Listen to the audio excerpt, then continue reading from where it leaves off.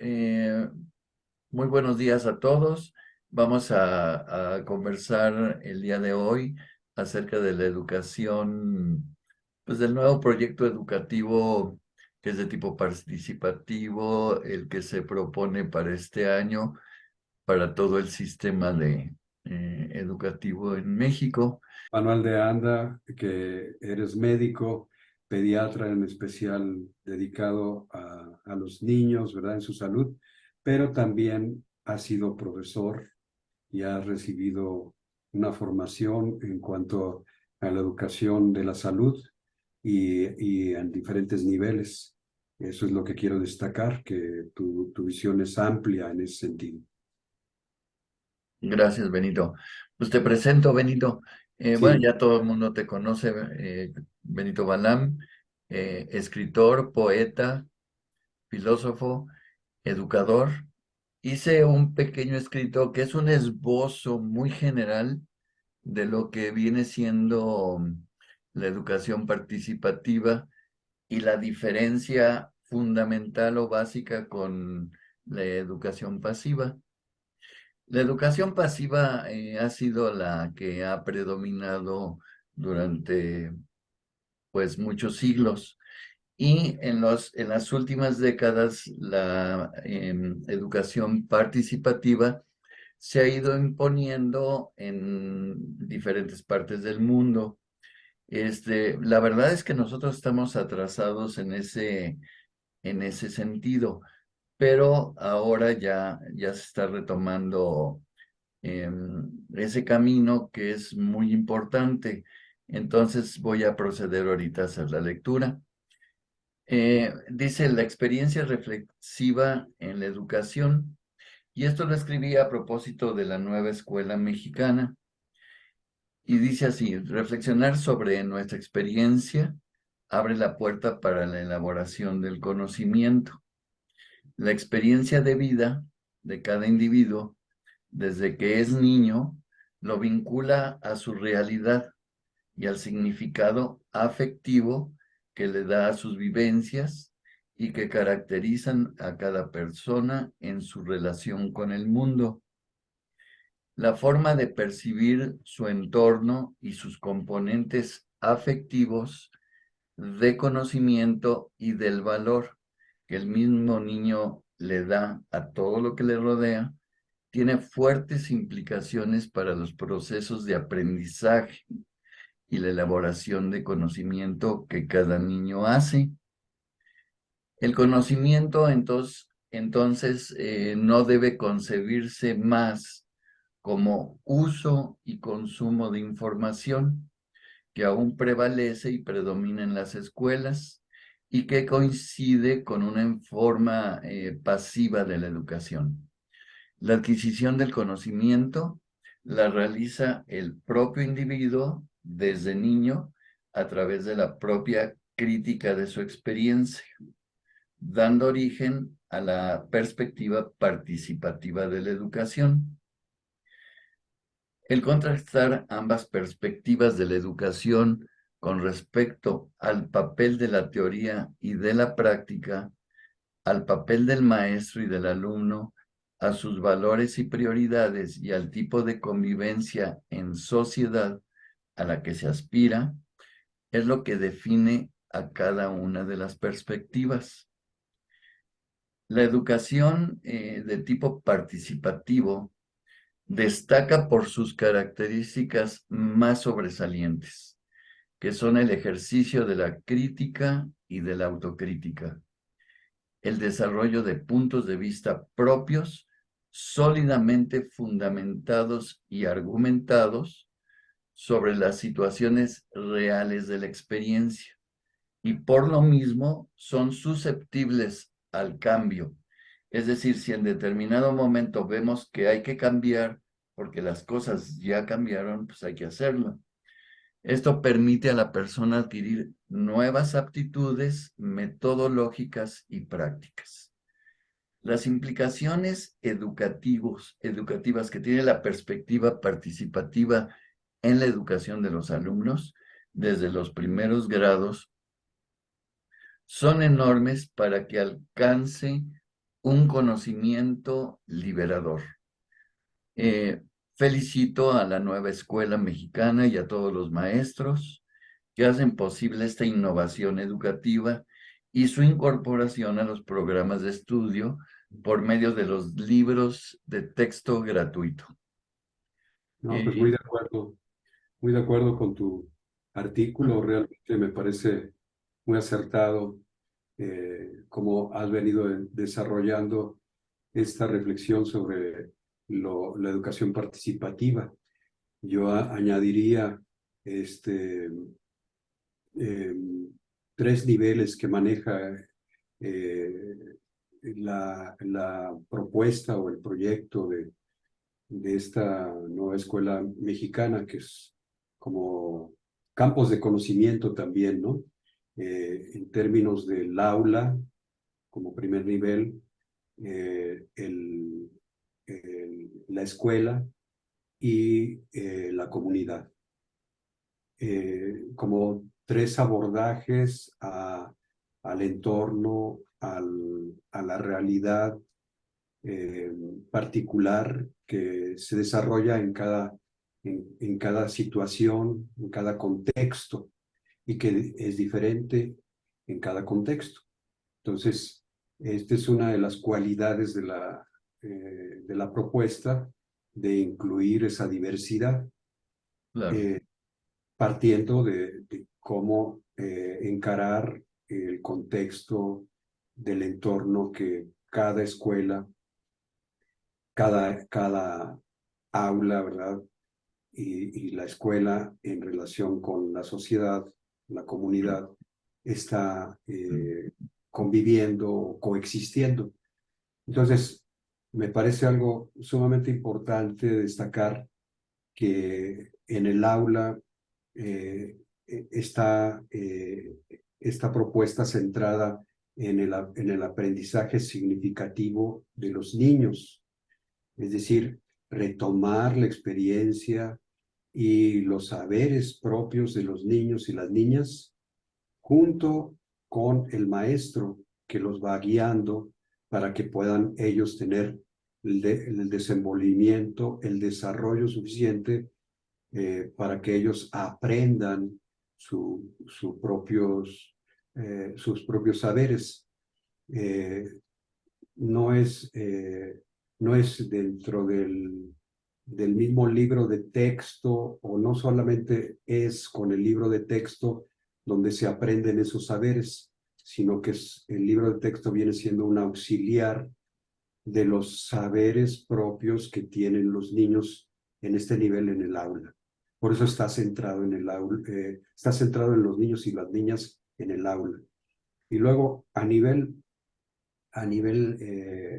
de escolar, a nivel de toda la escuela, son los saberes de la red de aulas y de la red de experiencias de los propios docentes, de los propios profesores y profesoras que tienen en ese aprendizaje común y que se va intercambiando y centrando en esa sociabilidad y colaboración necesaria para elevar su desarrollo y su conocimiento, que es el aprendizaje colaborativo, exacto. necesario desde hace mucho tiempo, pero ahora aplicado también a nivel escolar. Y finalmente, el nivel de la comunidad, ¿verdad? El nivel social que ha Claro, estado en muchas ocasiones la escuela como en cierto sentido desapegada, ¿verdad? Sino que alejada y a veces separada completamente de la comunidad, como si no fuera necesario aprender de los saberes de la comunidad. Y una clave de todo esto nos lo viene dando el aprendizaje de la pandemia, porque en el aprendizaje de la pandemia la escuela se extendió a la comunidad a fuerzas, es decir, a los hogares, a los lugares de cuidado de los padres y las madres de familia y de los hermanos mayores, y de los tíos, y de los abuelos, etcétera, ¿no?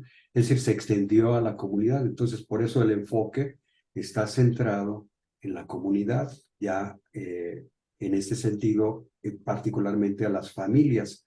Se incluye, se hace partícipe formal de esta nueva escuela mexicana a la familia. No, no porque antes no lo hiciera, siempre lo ha hecho, pero particularmente en la pandemia actuaron como tutores prácticos, ¿no? Fueron sus tutores educativos, múltiples personajes de las familias que asumieron el acompañamiento de sus hijos o de sus hermanos o de sus sobrinos, de los vecinos, etcétera, ¿no? Entonces, esta experiencia tan rica, ¿no? En la escuela mexicana, ahora ya se integra como parte del proyecto. Entonces, a mí me parece como una innovación lógica, ¿no? De todos estos saberes que se han venido desarrollando, ¿no? El, Claro, el, el saber del aprendizaje significativo, donde para los alumnos adquiere sentido el conocimiento desde su propia experiencia, desde su propia necesidad, ¿no? Desde su propia situación.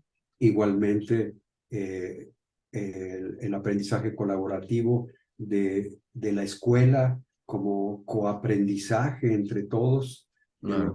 lo que se va ganando en los diferentes salones de clase y entre los propios maestros. Y finalmente, los saberes populares, los saberes de la comunidad, ¿no?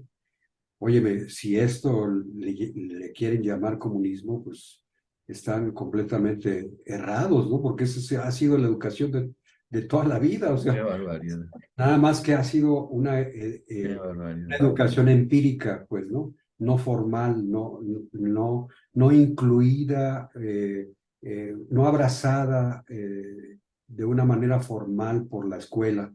Hoy, con este nuevo proyecto, se está incluyendo de manera formal, pero siempre ha existido, ¿no? Claro, Y no han deformado las mentes de los niños, ni los han llevado a situaciones extremistas, ni radicales, ni nada por el estilo. no, no, Lo, no, pues lo claro que que se ha no, al hecho contrario. es compartir la vida y convivirla, ¿no? Convivirla de una manera cada vez más Mm. solidaria. Yo creo que ese es el objetivo, ¿no? Claro, Benito. En realidad tocaste varios puntos que son muy interesantes.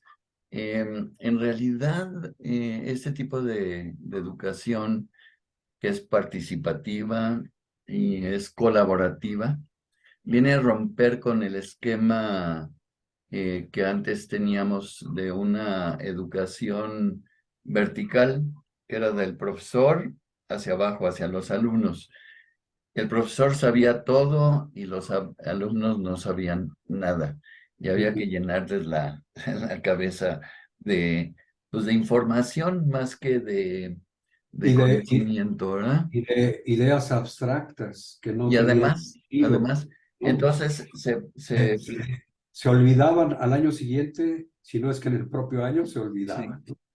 No, y se priorizaba pues la memoria, es decir, los exámenes los estudiaba uno para aprenderse las cosas de memoria, Sí, no para interiorizarlas como un conocimiento, ¿verdad? pero si tratamos de hacer memoria de lo que hicimos memoria en aquella época, pues la mayor parte la hemos perdido porque eran aprendizajes, como tú dices, memorísticos, fuera de contexto y Sí, sin un sentido significativo para nuestras propias vidas. Se perdía en el olvido. No sí. tenía sentido, ¿no? Sí, yo me acuerdo, bueno, yo estuve en el Instituto Patria, que hay en la Ciudad de México, en la primaria, y pues Ujú. era una escuela. Pues haz de cuenta que era una especie de cárcel, ¿no? Porque todo estaba bardeada y había que hacer colas, este, tenías que guardar distancia y cuidado y te movías tantito porque pasaba el padre Arellano, todavía me acuerdo, y te daba un golpe con un silbato en la cabeza, ¿no? Ah, Entonces, haz de cuenta, o sea, es romper totalmente con ese tipo de educación antigua, de la Edad Media, o por claro, lo menos de los siglos pasados, ¿verdad? Y romper las barreras de la escuela con la casa, con los padres, con los hermanos y con la sociedad en su conjunto. Y pasar de ser una educación para la competencia, porque ahora sí hasta se llama, ¿no? Hay que aprender las competencias. ujú, Es decir, pues más bien vamos a aprender para la participación entre todos y entre todos ayudarnos, porque realmente la sociedad así funciona, con la participación y con la ayuda de todos entre todos. No es más que pasar lo natural a la escuela. Es decir, compartir saberes, ¿no? claro, por supuesto. Entonces, sí es muy importante el paso que se está dando. Sobre todo, mira, mi profesor fue el doctor Viniegra Velázquez. Él fue mi profesor en el Seguro Social y precisamente tenía esa perspectiva de la educación, pero dentro de la medicina, ¿verdad? Ujú, Pero de todos modos, la educación pues rompe barreras, ¿no? claro, La educación ya no puede verse como algo que nada más es algo encasillado de primer grado, de segundo grado, sino que tiene que ser mucho más integral, ¿verdad? Es decir, como es la realidad, como es la vida no está hecha en cachitos, sino que vemos todo de golpe y nos vamos dando cuenta de todo nuestro entorno, de toda nuestra realidad. Y lo que pasa es que, bueno, la educación como estaba percibida, era muy relacionada pues, con la educación para el trabajo, ¿verdad? Para ganar dinero y no, es educación para la vida. Es decir, ahorita el cambio es de esa educación de competencias para ganar puestos y dinero, es una educación que debe ser participativa, humanista, eh, para vivir la vida, no para vivir atrás, correteando el dinero, ¿no? Sino que realmente podamos disfrutar de la vida.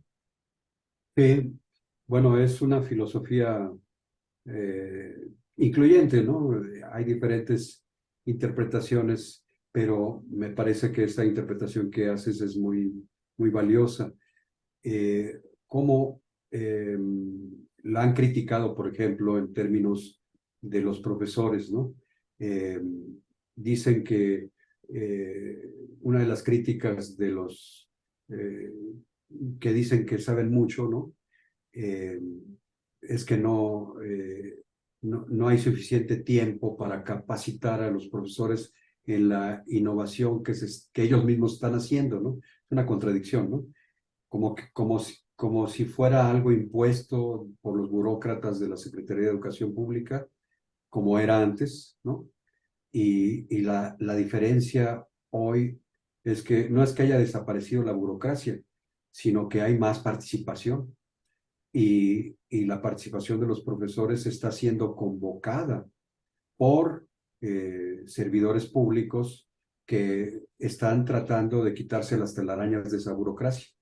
Entonces, Claro. imagínate una participación de miles de profesores, miles de profesores en la elaboración de los libros de texto gratuito.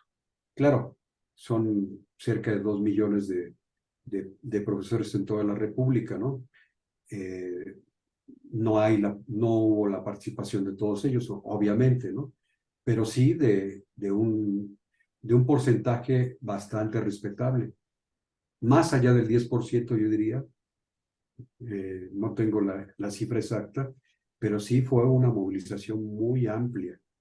Y por el otro lado, el cuestionar, el que los profesores puedan tener la capacidad, aquellos que no participaron directamente en la elaboración de los textos, cuestionar que no tengan la capacidad de entenderlos y de aplicarlos, es cuestionar, por decir que tú eres médico, ¿verdad? Y hay una necesaria adaptación, o hubo una necesaria adaptación a la pandemia, y por lo tanto tú estás descalificado para entrar a atender a esta realidad nueva que se está presentando en la sociedad mexicana, ¿no? Es como invalidar la propia profesión, la propia vocación del profesor, que es el discurso, de Peña Nieto y antes de Peña Nieto, ¿verdad? De descalificar constantemente a los maestros con todo eso de la mal llamada reforma educativa que se dio en su sexenio, ¿no? Pero Ujú. todo el desprestigio que se dio, desde Fox, ¿no? Qué barbaridad, sí. De manera, constante, una lapidación, ¿verdad? Eh, en contra del quehacer cotidiano de los profesores, considerados como incapaces, como flojos, como gente que solamente quería hacer protestas para atender sus demandas, y se olvidaba de la niñez, etcétera, ¿no? O sea, ese tipo, y además con un carácter autoritario y represivo, ¿no? Entonces, esto viene siendo como una prolongación de lo mismo, ¿no? Son incapaces de adaptarse, son incapaces de leer, son incapaces de innovar, y no es cierto. Yo creo que la propiedad, más importante de la formación de los profesores es su autonomía, ¿no? Y eso es lo que ellos han venido luchando para dignificar, su trabajo, y tanto en materia laboral, salarial y de prestaciones, como en términos de su quehacer en su libertad de cátedra, en su libertad de, de, de conciencia, y de cómo, poder, acompañar, no solamente eficientemente, sino saludablemente, humanamente, a sus alumnos, ¿no? Y alumnos. Yo quería comentar algo. Bueno, en primer lugar, sí es muy importante reconocer la labor que hacen los profesores y los maestros. Realmente es increíble, ¿no? O sea, la verdad es que yo considero de una manera muy personal que probablemente los intelectuales más importantes que existen en el país, en México, son los maestros que están enfrente de un grupo de alumnos. Es decir, creo que verdaderamente es encomiable, es reconocible, totalmente, bueno, digno de hacerlo resaltar esta labor que hacen cotidianamente. Yo me acuerdo perfectamente de todos mis maestros de la primaria y de antes, de secundaria, de la prepa. Ellos me formaron, me ayudaron, Ujú. y verdaderamente a través del tiempo he reconocido pues su enorme valor, Claro, claro. ¿verdad? Como gente intelectual. Este, y actualmente, o sea, ayer estaba viendo una entrevista que estaban haciendo a personas del pueblo y a personas que no se consideran del pueblo. Este, es increíble cómo los que están en contra de la nueva educación, de la nueva escuela mexicana que está presente, o sea, sus guías para tomar opinión es Chumel Torres, Mm. es Ciro Gómez Leiva, o sea, esos son sus intelectuales, ¿no? Que generan, pues lo Sus único que, pedagogos. los únicos pedagogos, o sea, no, no, es increíble, ¿no? O sea, em, tenemos, ya casi se va a acabar, de acuerdo con lo que están avisando. Este, pero digo, la verdad está en que sí es importante que la gente se ponga a leer y los que sean más criticones son los que más necesitan leer y más Claro. necesitan enterarse de las diferentes corrientes educativas y, y buscar acervos culturales de buena fuente, hay excelentes maestros, como seguramente tú los has visto. Manuel Gilantón, que de hecho lo entrevistan recientemente. El doctor García Ángel Díaz Barriga. Díaz Barriga, sí. O sea, en fin, estamos llenos de educadores de primera calidad, de primer nivel a Ujú. mejor de los mejores del mundo. Entonces, sí es importante reconocerlos.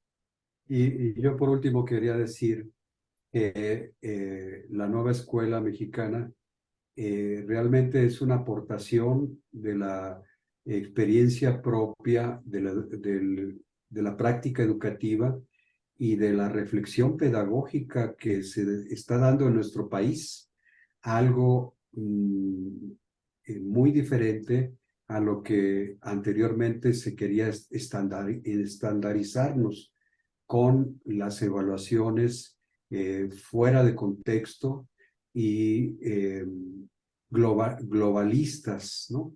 Donde lo que regía era el principio, como tú decías, el principio del negocio y del dinero, y en torno a eso calificar o descalificar a quien acertaba según los intereses del gran capital, ¿no?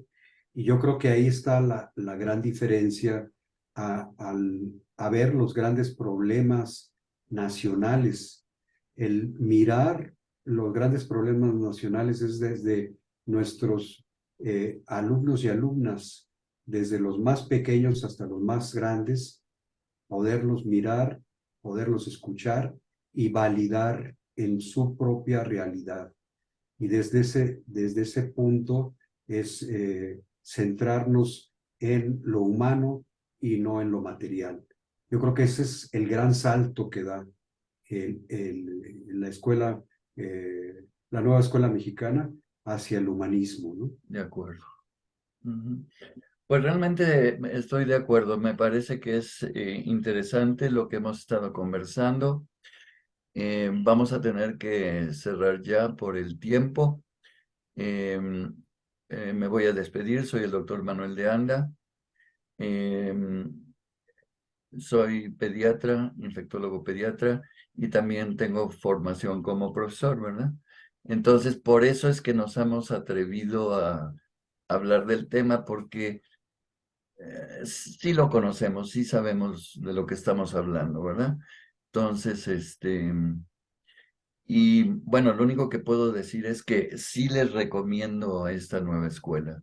Es algo, un cambio que se va a dar maravilloso porque viene siendo una educación mucho más humana, más integral, en donde haya respeto de los derechos humanos, donde haya respeto a la mujer, eso es muy importante, y en donde ya no haya bullying en las escuelas, ¿no? Esa es precisamente la estructura de la escuela favorecía la violencia dentro de la escuela. Claro, Y la claro. idea es que la violencia desaparezca, es ir hacia un camino de paz. Entonces, ya me despido. Y yo también me despido saludando a nuestros colegas de la educación básica y, y de todos los niveles, felicitándolos por su gran labor y reconociendo que ellos en este momento en la historia de México van a la vanguardia de la educación en nuestro país, enseñándonos incluso a los maestros universitarios y de posgrado. Ellos llevan en este momento la batuta en términos de la innovación y del aprendizaje colectivo que su propio movimiento nos está aportando a todos, ¿no? Y particularmente en lo intercultural y en la manera como están incluyendo a los pueblos originarios dentro dentro del propio aprendizaje que necesitamos todos como mexicanos, echar raíces. Muy bien, Benito. Pues un final muy importante el que has dado y muchas gracias a todos por vernos. Hasta pronto. Hasta luego. Dios.